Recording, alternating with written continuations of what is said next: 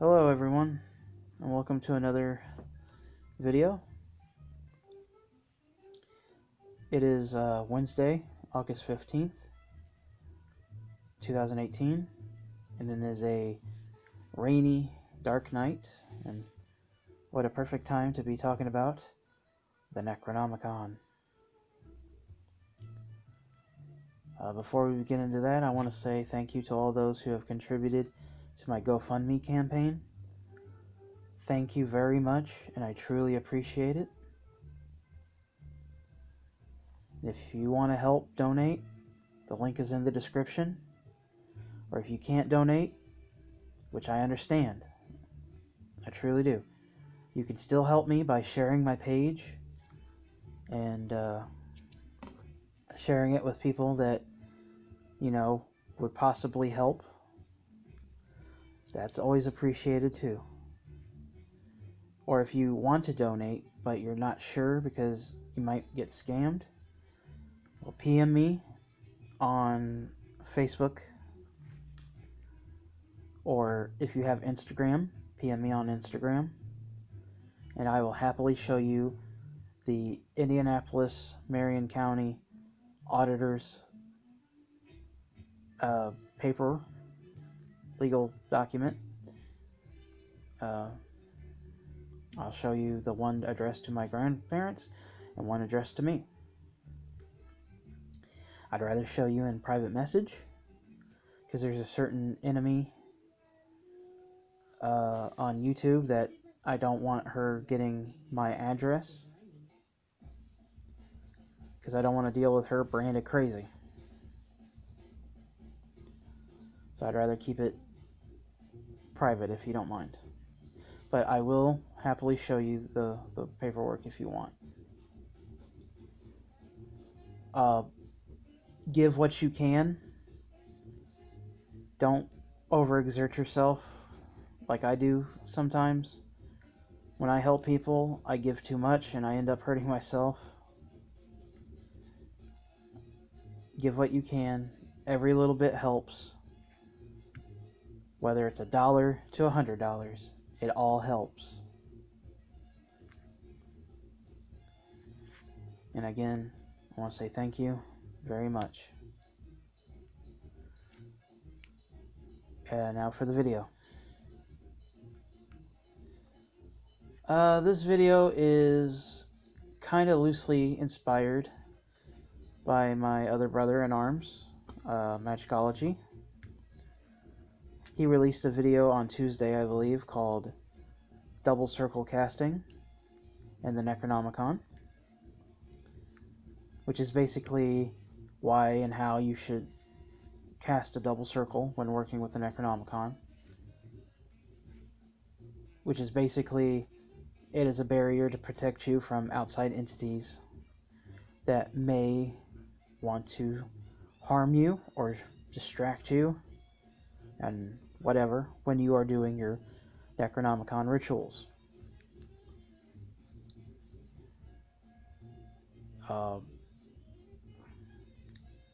In the last video, I kind of skipped over the Amulet of which is a protection amulet that's kind of got like a fickle way of being made. So I kind of skipped over it, but I will talk about it later. But you should have that. You should already have your Watcher. He's there to watch you in between the circles and protect you just in case something tries to get at you. So, yeah, just do all that. But what if... there was a certain comment on the video, but I'll get to that. I'll get to that a little bit. But what if you're like me? What if you started with the spell book? Well, to be honest with you, I read the main book first. So, I read the main book first, and even in the beginning of the book it says there are no effective banishings from what you summon. Even though the book gives you two different sets of banishings and exorcisms. One of them is the everyday, and the other one is for post gate walking, I believe. I'm not entirely too sure, but that's what I got from it.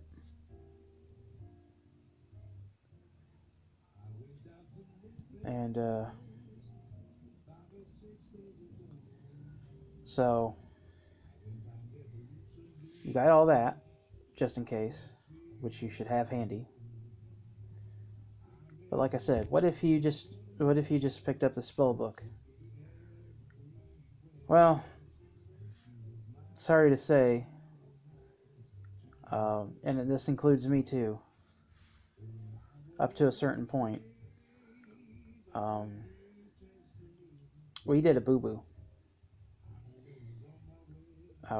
First of all, we're supposed to go through the initiation process before working with the 50 names of Marduk. It's lawful that way. Second of all,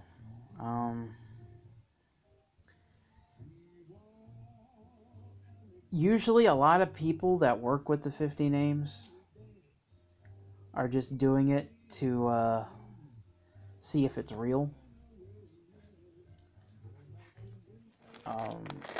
There are those who, take it seriously.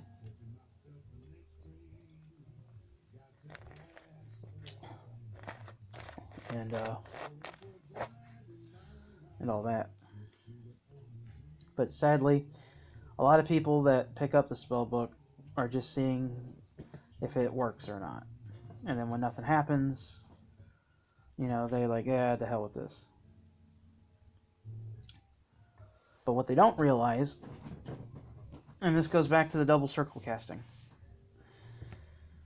what they don't realize is when you do magic, basically any kind of magic, ritual, whatever, you're raising energy and you're letting the unseen know exactly where you are.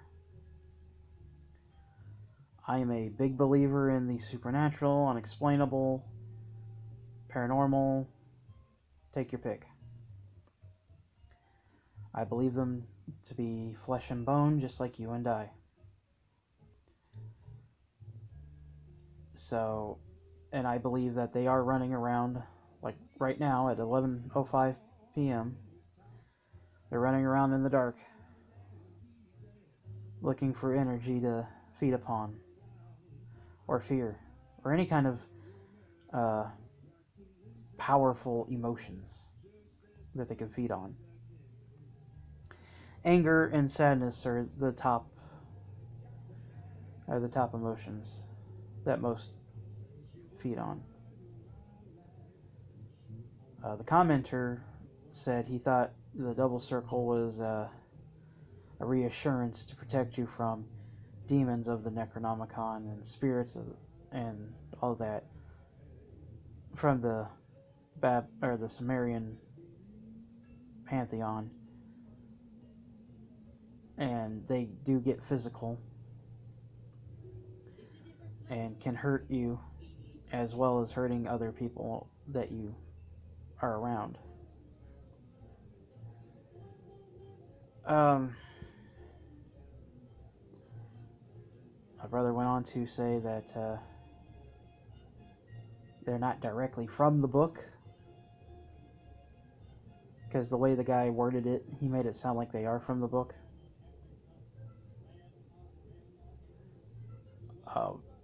That they're just, roaming around, rogues, randoms.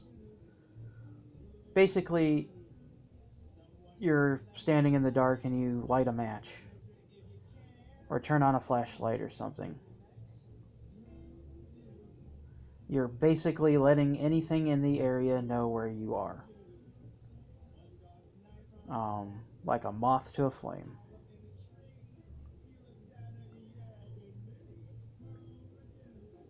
You're letting them know.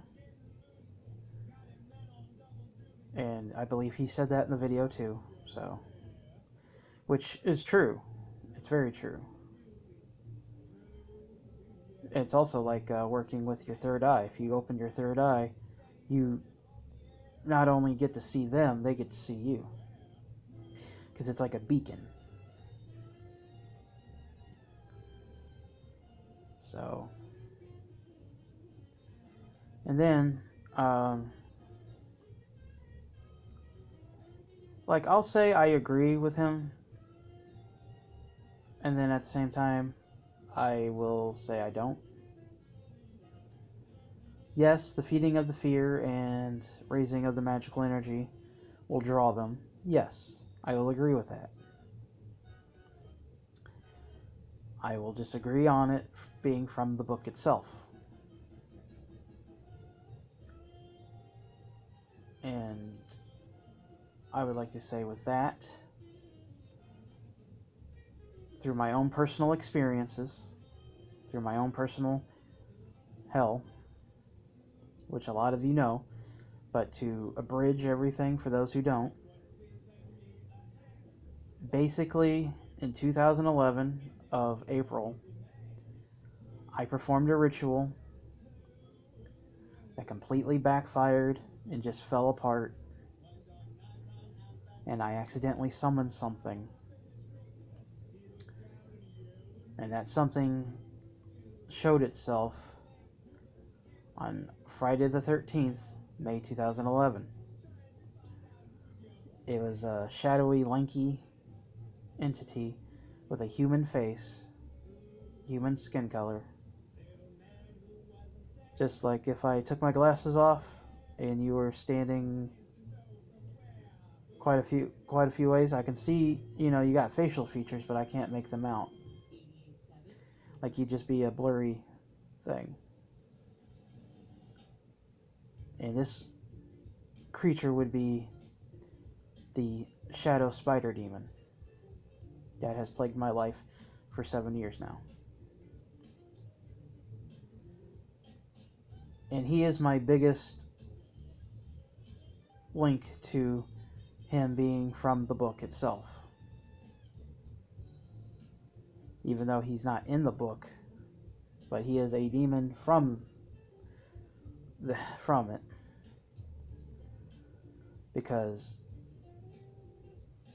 like I said, when you're doing magic, you're raising energy, you're attracting what's around you.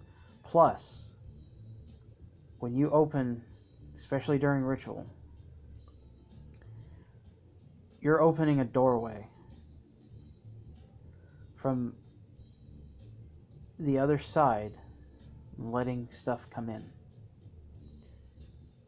Basically, if I was to open my front door right now, all the moths and bugs that are right outside would see the overhead light in the living room and just try to come in.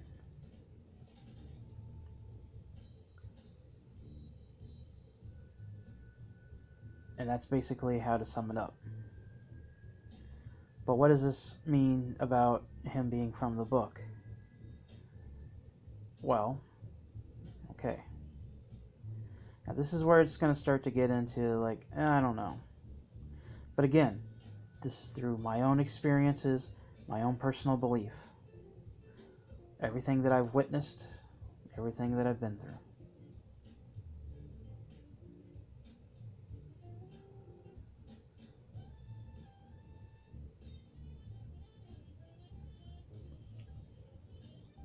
The best way you can tell if it's from the book or not is the Aga, or the Sigil of the Gateway, which is like a super elder sign from the last video. The Aura, which is our protection symbol, which is the pentacle, and the Aga, which is the elder sign, and then the Bandar. And if you remember the last video, you know, all three or 2 out of 3 must be together. They can't be separated. Or 2 of the 3 can't be separated. Which the Aura can be. So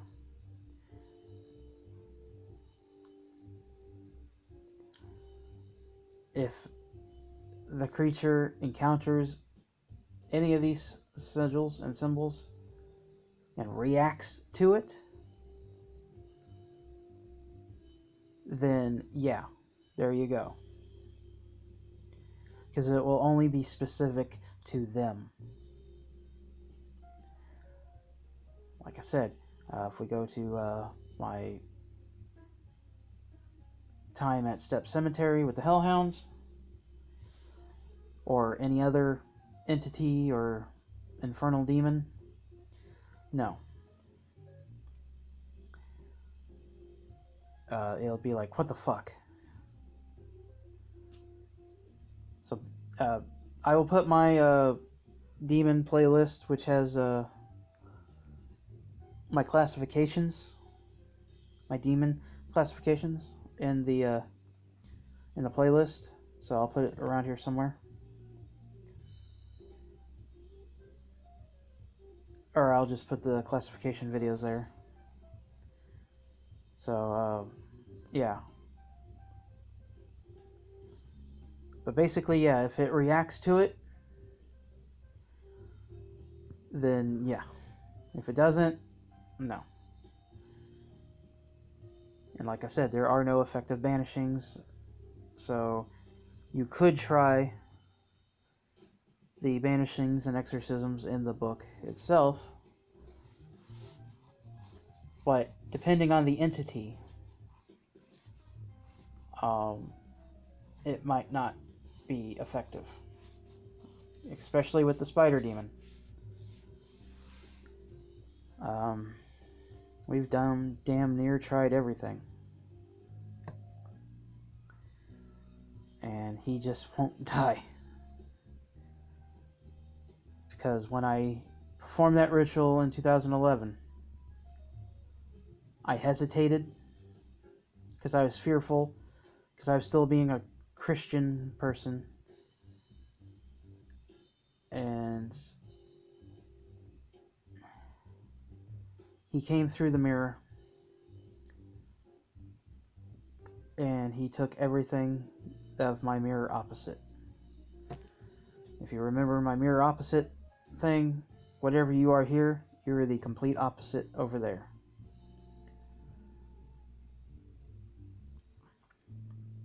Plus, me and my buddies have this thing on mirrors anyway, so like a mirror can't be in front of another mirror. A mirror can't be anywhere where a mirror can be seen in it, and vice versa with a window or a doorway. A mirror can't be in front of a doorway or a window, because those are all portals. Now they go on to say, don't look at the mirror too long, but I kind of find that one like iffy. But for the rest, I know mirror magic's a thing, so, but it is what it is on that one. That's just my group's personal belief. So, and I had a full-length mirror on the back of my door, so that was facing the window. Anyway, I hesitated. I left the gate open too long. Something decided to come through. Came through the mirror, landed across the street, took everything from my mirror opposite, and was reborn. That's the best way to describe it.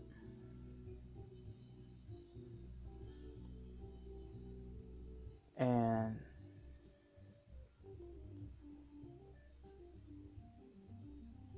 him and his cohorts are affected by the Sigil of the Gateway, the Elder Sign, and all that. Yes.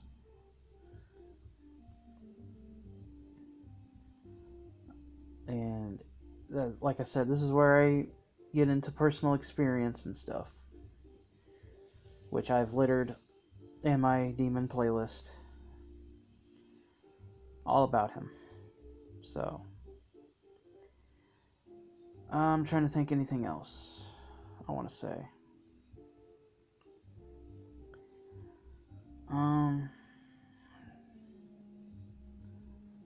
Like I said, it's open to whatever you personally believe.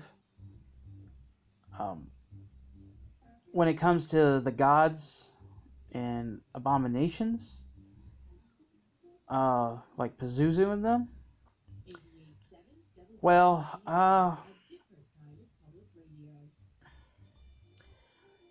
that gets a little, what's the correct word I'm looking for? A little specific.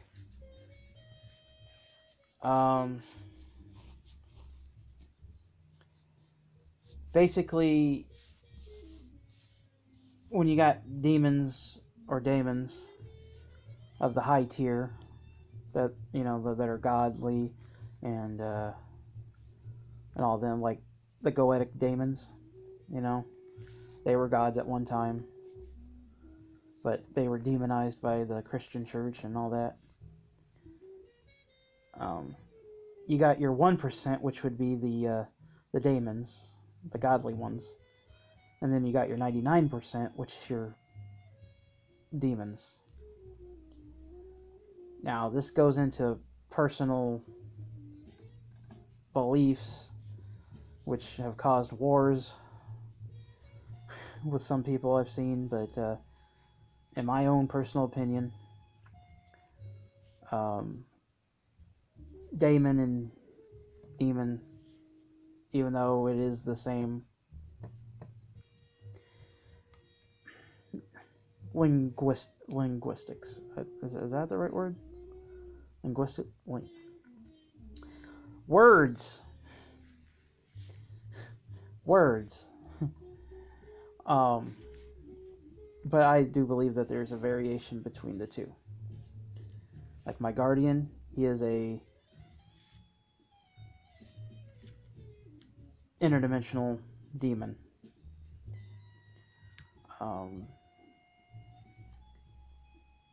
He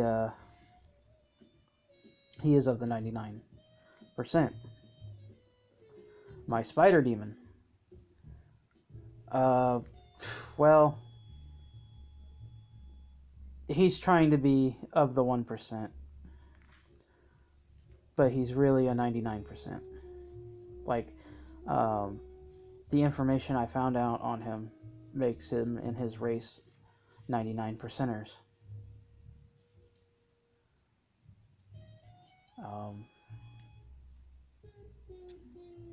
So it gets into semantics and personal beliefs and opinions and all that.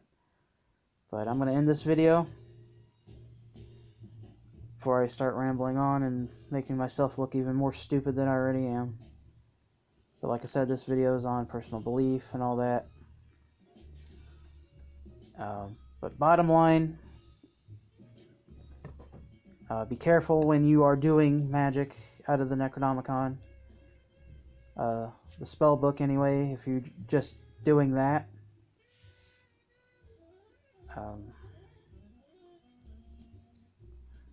At least have the Sigil of the Gateway near you, which is what you see here.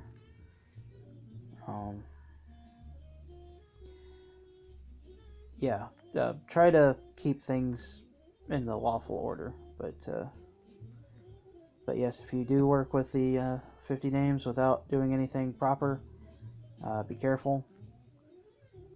These things sometimes just won't die.